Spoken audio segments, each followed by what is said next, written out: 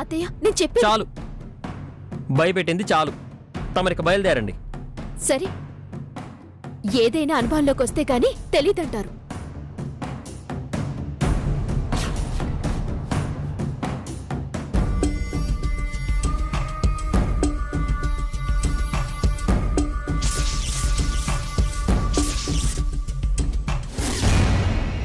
విన్నారు కదా? అక్కడే ఉన్నాను కదా, వినడం ఏమిటి? నేను కూడా తప్పని వాదించాను కదా. తప్పని వాదించడం కాదండి, చెంపలు వాయించుంటే బాగుండేది. ఏమంటున్నావు దామిని? లేకపోతే కాలు పెట్టగానే అరిష్టం జరిగిందన్నట్టుగా అది నన్ను బ్లేమ్ చేయాలని చూసింది. నేనెప్పుడు ఇలాంటి పూజలు పునస్కారాలు చేయలేదు కదా. అయినా ఈ ఇంటి కోడల్ని కావాలని ఆశతోనే కదా ఇదంతా చేసింది. చల్లటి నీళ్లు కావాలని నా మీద పోసింది.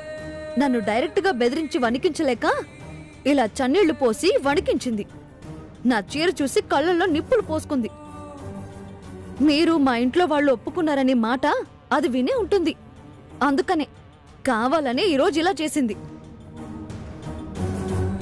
చిన్నప్పుడు మా అమ్మ గుడికి తీసుకెళ్తే దండం పెట్టుకోవడమే కాని ఈ ప్రదక్షిణలంటే ఏంటో, హారతులంటే ఏంటో నాకు తెలీదు. ప్రదర్శన తెలియక చేస్తే, ఎటు హారతి తిప్పాలో తెలియక హారతిస్తే ఇలా చేసింది అంది. ఏవండి, అక్షరాలు రాని వాళ్ళు కూడా దేవుడికి దండాలు పెట్టుకుంటారు. అలా అని వాళ్ళందరూ మంత్రాలు చదువుతారా? నాకు దేవుడంటే భయం ఉందండి. అత్తయ్య గారు చెప్పారు కాబట్టి ప్రయత్నం చేశాను. దాన్ని తప్పుపట్టి అది అశుభమని, అపచారమని, దానివల్లే అరిష్టం జరిగిందని మీ అమ్మకాలు బెనికిందంట. ఎవరి కాలైనా స్లిప్ అయితే బెనుకుతుంది, అది సర్వసాధారణం. దానికి నా ఎంట్రీకి లింకు పెట్టిందేంటి? అది కావాలనే నన్ను ఇంటికి కోడలు కాకుండా చెయ్యాలని ఈ ప్రయత్నాలన్నీ చేస్తుంది. నాకు తెలిసి మీ అమ్మగారు పడిపోవడానికి ఇదే ఏదో చేసుంటుందని నాకనిపిస్తుంది. పైకి ఏం తెలియనట్టు నంగ నచ్చిలా మాట్లాడుతుంది. దామిని, నువ్వు దాని మాటలేమి పట్టించుకోకు.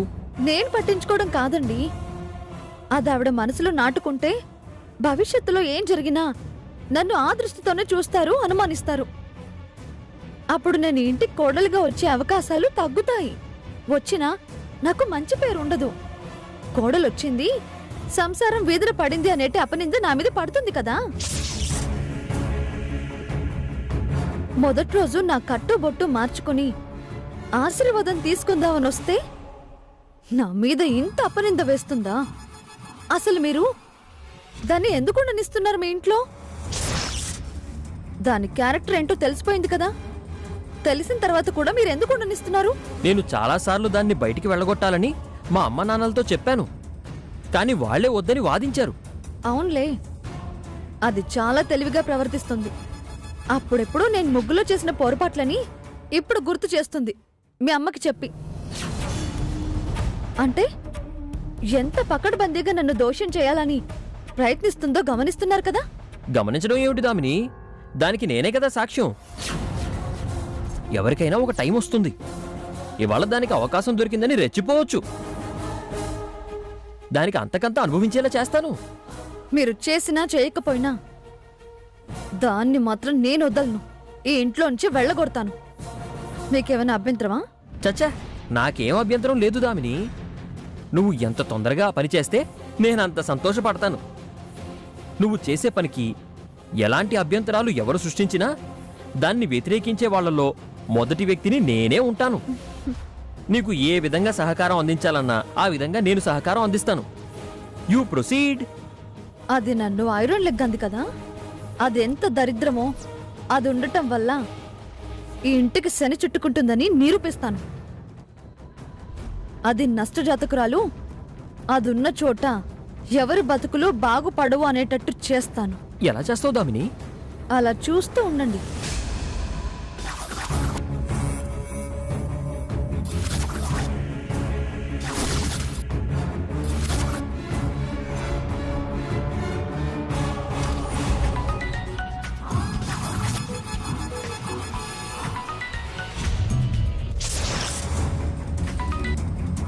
హలో, బయటకొచ్చావు కదా. నీ దయ వల్లే బయటికి రాగలిగానమ్మా. దేనికైనా మీరు సమర్థులమ్మా. రాజు తలుచుకుంటే దెబ్బలకి కొదవా అన్నట్టు డబ్బున్న వాళ్ళు తలుచుకుంటే సాధ్యం కానిది ఏముంటుంది చెప్పండి? సోదాపు అర్జెంటుగా నువ్వు సోదమ్మ వేషం వేసుకుని రావాలి. ఏంటమ్మా నేను చెప్తాను కదా, ముందు వేషం వేసుకునిరా. అది సోదమ్మాయి వేషం అంటే కొంచెం ఖర్చు అవుతుందమ్మా. ఏయ్, నా దగ్గర డబ్బుల గురించి మాట్లాడుతున్నావా? ఎంత ఖర్చైనా భరించదాన్ని నేనున్నాను. ఇక్కడ ఖర్చులు లెక్క పెట్టుకునే సమయం కాదు. నా జీవితాన్ని నాశనం చేయాలనుకునే వాళ్ళని దెబ్బతీయటం కోసం ఎంత ఖర్చైనా పెడతాను. నువ్వైతే అర్జెంటుగా వేషం మార్చుకుని రెడీగా ఉండు. నేను లొకేషన్ షేర్ చేస్తాను. ఆ లొకేషన్ పట్టుకుని రేపు ఆ ఇంటికి వచ్చేసే. అట్టాగేనమ్మా. ఎవరు? ఏం చేస్తున్నావు దామిని? చెప్పాను కదా, నువ్వు అలా చూస్తూ ఉండు అని. నేను ప్రదర్శనలు చేస్తేనే అరిష్టం జరిగింది అన్నది కదా. ఇప్పుడు దాని జాతకంలో దోషమే మీ ఇంటిని పట్టుకొని పీడిస్తుంది అని చెప్పిస్తాను. దాన్ని ఇంట్లో లేకుండా చేస్తాను. చిన్న విషయానికి మీ అమ్మను భయపెట్టింది కదా, ఇప్పుడు ఇంటిల్లిపాది భయపడేలా చేస్తాను.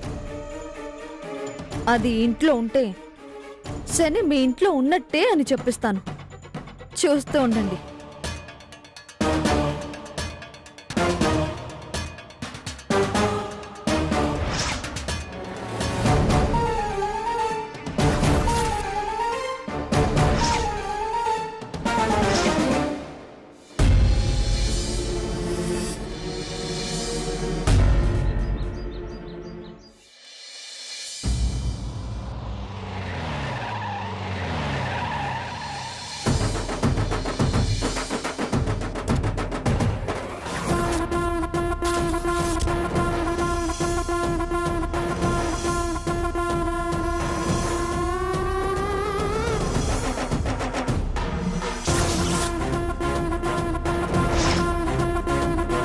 గుడ్ మార్నింగ్ అత్తయ్య గారు. గుడ్ మార్నింగ్ అమ్మా. రా కూర్చో. నొప్పి తగ్గిందా అత్తయ్య గారు? హా, కాస్త తగ్గినట్టే ఉందమ్మా. ఏం చేస్తున్నారు? వచ్చేవి ఎలాగూ పండగ రోజులు కదా, అందుకే 4 ఒత్తులు చేసుకుంటున్నాను. నీకు ఒత్తులు ఎలా చేయాలో నేర్పించినా? ఆహా, ఇప్పుడు వద్దులే అత్తయ్య, తర్వాత నేర్చుకుంటాను. అసలే టైం బాలేదు. ఏవో అపశకనాలు అవి ఇవి అంటున్నారు. మీరు చేస్తూ ఉండండి, నేను చూస్తూ ఉంటాను. ఏ గోవింద్ గారు ఎక్కడికి వెళ్ళారబ్బా?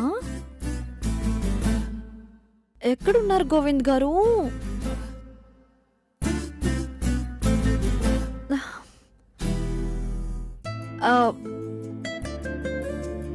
ఆంటీ, టిఫిన్ చేసే ప్రపోజల్స్ ఏం లేవా? నేను ఎప్పుడు ఈ టైంకి వచ్చినా గుమగుమలాడుతూ ఉండేవి. ఇవాళేంటి ఏ వాసన రావట్లేదు? నీకు తెలియదులే. అవునులే, నీకు ఆచార సాంప్రదాయాలు తెలిస్తే కదా ఇవాళ ఏంటో తెలియడానికి. అత్తయ్య ప్రతి ఏకాదశికి ఉపవాసం ఉంటుంది. పగలంతా ఉపవాసం ఉండి రాత్రి భోజనం చేస్తుంది. అమ్మా దామిని, ఒక ఏకాదశి ఉపవాసమే కాదమ్మా, మీ పెళ్లి జరగాలని 16 శుక్రవారాలు ఉపవాసం ఉంటున్నాను. ఈ ఏకాదశి శుక్రవారం కలిసొచ్చింది, అందుకనే ఇప్పటినుంచే మొదలు పెట్టాను. విన్నావా విన్నావా? నేను ఏకాదశి ఒక్కరోజు ఉపవాసం అనుకున్నాను. అత్తయ్య 16 వారాల వ్రతం పట్టినట్టుంది. మీ పెళ్లి కోసం అత్తయ్య ఒక పూట ఉపవాసం ఉంటే నువ్వు 3 పూటలు ఉపవాసం ఉండలేవా? దాంతో ఎక్కువ పుణ్యం వస్తుంది, తొందరగా ఫలితం కూడా వస్తుంది.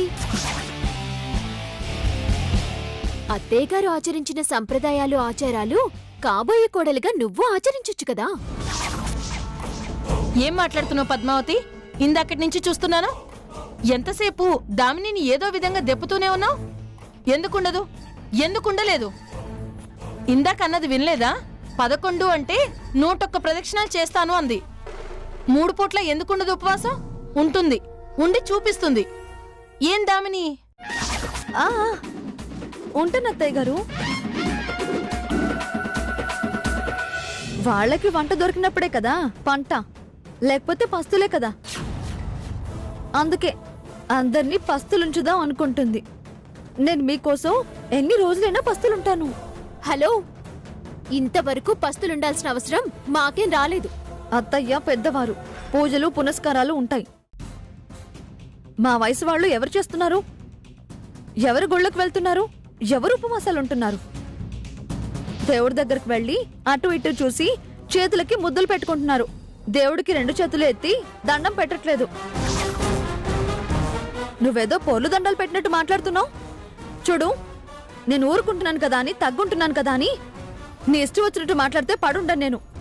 నా కోపం పౌరుషం నీకు బాగా తెలుసు. నాకు గాని మెంటలొస్తే నీతో ఇంటి చుట్టూ పొర్లు దండాలు చేయిస్తా, ప్రదర్శనలు చేయిస్తా. మా అత్తయ్య గారు కాళ్ళు పట్టించి క్షమాపణలు చెప్పేలా చేస్తా. అది చూసావా, పిల్లిని గదిలో పెడితే రక్కుతుంది అని ఊరికనే అనలేదు. ఇందాకటి నుంచి నువ్వేమన్నా సహించింది, భరించింది. మరీ రెచ్చగొడితే ఇదిగో ఇలాగే ఉంటుంది. ఏదో తెలిసి తెలియక అంది, దానికి ఉపవాసం ఉండలేవా, పూజలు రావా అంటావే. అయినా ఇవన్నీ నీకెందుకే?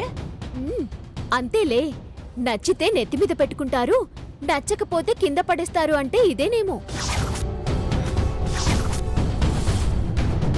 దామిని, దాంతో నీకెందుకు? నువ్వు ఈ వత్తులు చెయ్యి. చెయ్యి చెయ్యి. వైకుంఠ ఏకాదశి రోజు ఒత్తులు వెలిగించాలి. ఆ రోజు ఒత్తులు వెలిగిస్తే పుణ్యం. ఏటా మా అత్తయ్య 10,116 ఒత్తులు వెలిగిస్తుంది.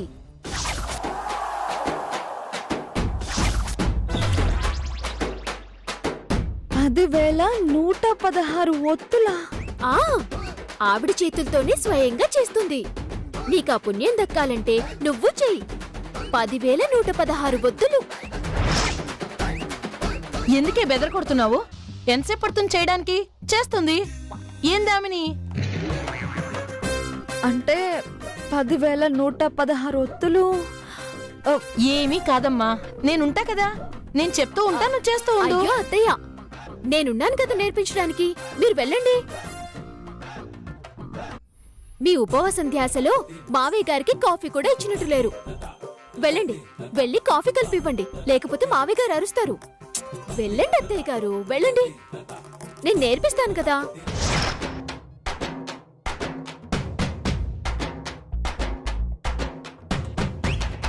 ఇదిగో. ఏయ్, మంచిగా నేర్పించు. ఇదిగో అదిగో ఏంటి?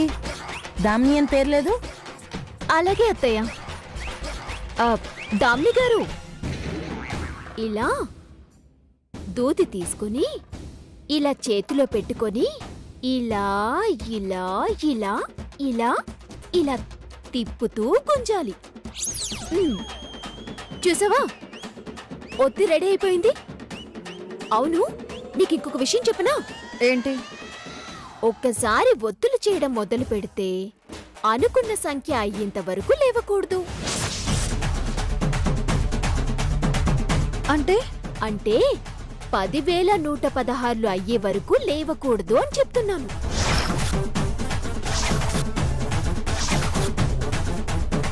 ఏంటమ్మా, గుండెలో దడ మొదలైందా? నువ్వు కూర్చోలేవు కదా. అవునులే, పాపం సీసాలకి సిగరెట్లకి అలవాటు పడ్డావు కదా, నరాలు గుంజుతుంటాయి. ఎందుకు కూర్చుంటావు? ఏంటి అంటున్నావు? ఏం లేదత్తయ్యా, ఎంత మెలి తిరిగితే అంత మంచిది అని అంటున్నాను. ఇది ఓపెనింగ్ టీజరేనే, ఇంకా చాలా ఉంది.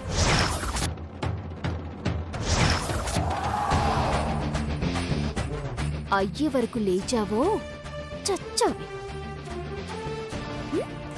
చెయ్యి.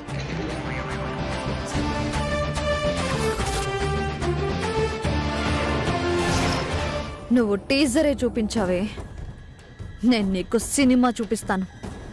నువ్వు నన్నేదో ఇరికించాననుకుంటున్నావు, కానీ నేనే నిన్ను అడ్డంగా ఇరికించబోతున్నాను.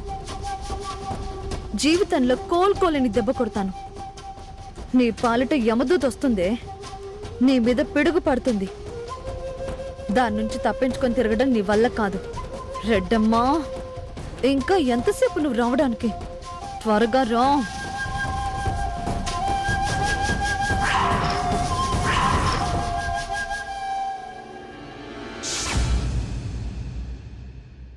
సోది చెబుతానమ్మ సోది, జరిగేది చెబుతాను, జరగబోయేది చెబుతాను. ఓసే పద్మావతి, నీ నెత్తి మీద ఇప్పుడు బండ పడబోతుంది. జరిగేది చెబుతాను, జరగబోయేది చెబుతాను. సోది లేదు గీది లేదు, ఇక్కడి నుంచి వెళ్ళిపో.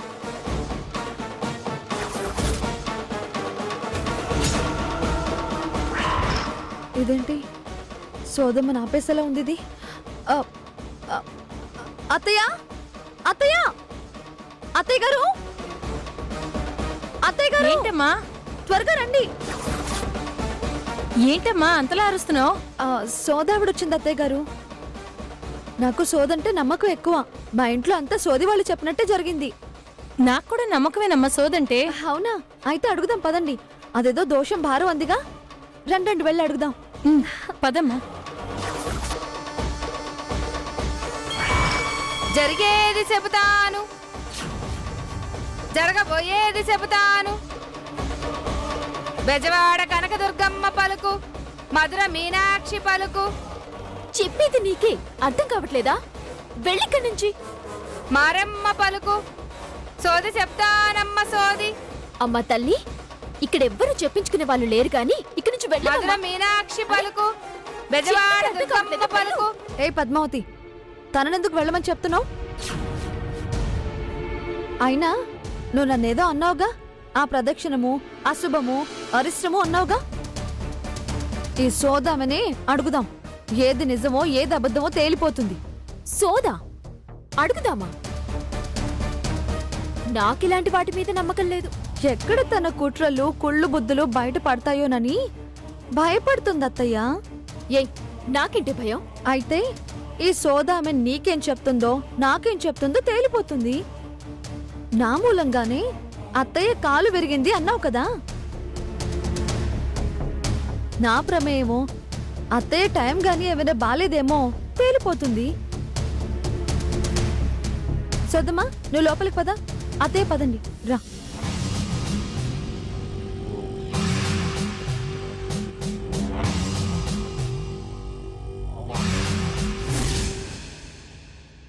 అమ్మా, ఏ పలుకైనా మేం పలికేది కాదు. అమ్మ ఒంటి మీదకొస్తుంది.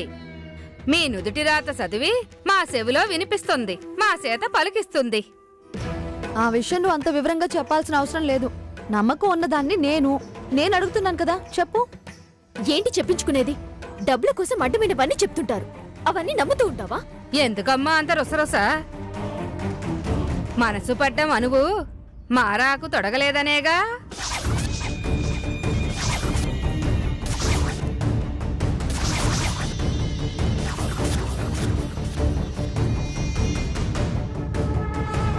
కోపం ముక్కు మీద, విసుగు ముఖం మీద విరగబూస్తుంది. తలరాత మార్చడం ఎవరి తరం కాదే వెర్రి బుచ్చమ్మ. అమ్మ తలపు ఎట్టా తలిస్తే అట్టా జరుగుతాది. మనుషుల మీద ఎందుకు కస్సు బుస్సు? చూసారా అత్తయ్య గారు ఎంత కరెక్ట్ గా చెప్తుందో? అవును, కరెక్ట్ గా చెప్తుంది. ఏంటదే కరెక్ట్ గా చెప్తుంది?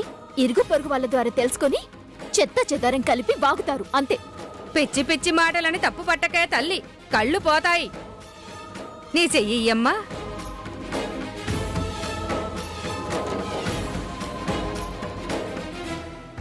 అమ్మ పలుకు, జగదాంబ పలుకు. అబ్బబ్బబ్బబ్బబ్బబ్బ! ఆహాహాహాహా! ఈ తల్లి మొహం మీద లక్ష్మీ కళ కనబడుతోంది. మనువు కుదిరిందన్న సంతోషం కనబడుతోంది.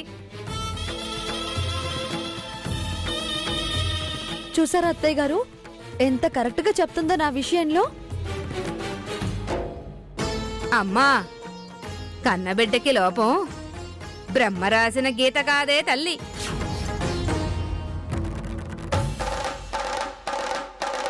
కాలం తిరగబడింది. కానోళ్ళు మీ ఇంట్లో పోగయ్యారు.